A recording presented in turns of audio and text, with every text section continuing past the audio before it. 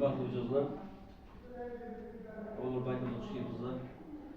Bugungi uchrashuvimiz bo'yicha bankimizga tegishli bo'lgan qanday bir muammolar bo'lsa yoki kredit olish bo'yicha savollarınız bo'lsa bemalol murojaat qilishingiz mumkin.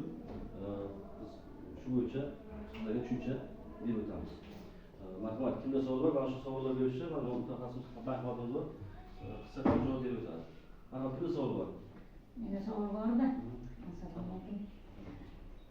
O'zingizni bank qilish bo'yicha tikuvchilik sohasida qanday kredit bermoqchisiz? Nimalar bor? Marhamat. Ma'lumot Assalomu alaykum, hurmatli xodimlar. Bankimizga xush kelibsizlar. Avvalambor sizning savolingizni javobini tushundan iboratdir. Bizda o'z-o'zini bank qiluvchi fuqarolarga 3 xilda kredit mablag'i ajratamiz. Birinchisi bu biznesga birinchi qadam deb nomlanadi kreditimiz. Bu yuqori summasi 5 million so'mgacha kredit mablag'i ajratiladi. 1 yil muddatga ayollarga 23% yillik, erkaklarga yillik 25%. Buning nimasi plastik kartochkaga o'tkazish orqali beriladi. Shu xohlagan joyingizdan sizga ma'qul bo'ladigan tikuv mashinasini sotib olishingiz mumkin. Bunda quyidagi hujjatlarni bankka taqdim qilasiz.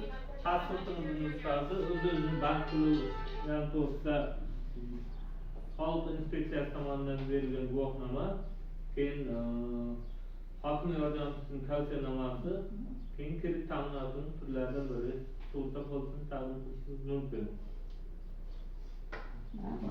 Yana kimda savol bor? Kartochkalar farqi yo'qmi? Sberbankmi ham Agrobankmi? Nimasi? Karta pul tushirgan. Ya Agrobankning plastik kartasi. Marhamat, kim savol bor? Dehqonchilik qilish uchun o'zingizni bank qilish uchun qanday Hurmatli fuqaro, sizlarning o'rnini savol berdingiz. Bunga boya oxirida aytgandek, bizda 3 xil turdagi kreditimiz mavjud. O'z-o'zini bank qilish uchun birinchisi bu biznesga birinchi qadam deb nomlanadi. Eng yuqori summasi 5 million so'mgacha ajratiladi. Shu urug'lik nimalar sotib olishimiz uchun yoki mineral o'g'itlar sotib olishimiz uchun ajratiladi. Bunda biznesga birinchi qadam deb nomlangan kreditimiz yuqori summasi 5 million so'mgacha. Ikkinchisi biznesga ko'mak deb nomlangan kreditimizlar yuqori summasi 12 million so'mgacha. Uchinchisi mahalla loyihasi kredit mablag'imiz mavjud. Bu yuqori summasi 50 million so'mgacha ajratiladi. Bu ayollarga boya aytganda 23%, erkaklarga 25% ajratiladi.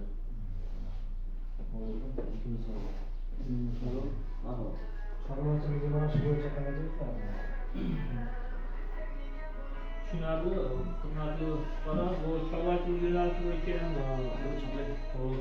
shu biznesga ko'mak deb nomlangan kreditimiz bor. Yuqori summasi 12 million so'mgacha.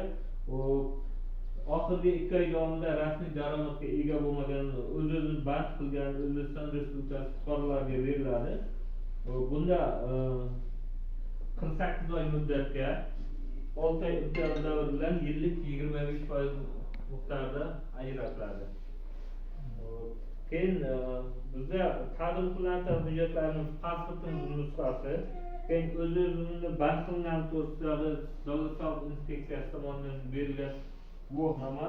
Uchinchisi hokim yordamchisi tomonidan shu mijozning faoliyat turi bo'yicha tavsiyanomasi, misol uchun chorva mollar sotib uchun kredit mablag' olish uchun hokim yordamchilari tomonidan tavsiyanoma beriladi. To'rtinchisi shu kredit ta'minoti hujjatlari. Sug'urta polisi yoki ikkinchi shaxs kafilligi. Bundan tashqari mahalla loyihasi degan kredit mablag'imiz mavjud. Buning yuqori summasi 50 million so'mgacha beriladi. Bu 5 yil muddatga beriladi. Yillik 25% to'lash sharti bilan. Buni ham xuddi shunday pasportimizning nusxasini taqdim qiladi. O'z-o'zini bank qilgan to'g'risida Davlat soliq inspeksiyasi tomonidan berilgan ma'lumotnoma, mahalla bankining tavsiyanomasi bunda, keyin kredit ta'minoti hujjatlaridan biri, misol uchun uchinchi shaxs kafilligi yoki sug'urta polisi orqali ajratiladi.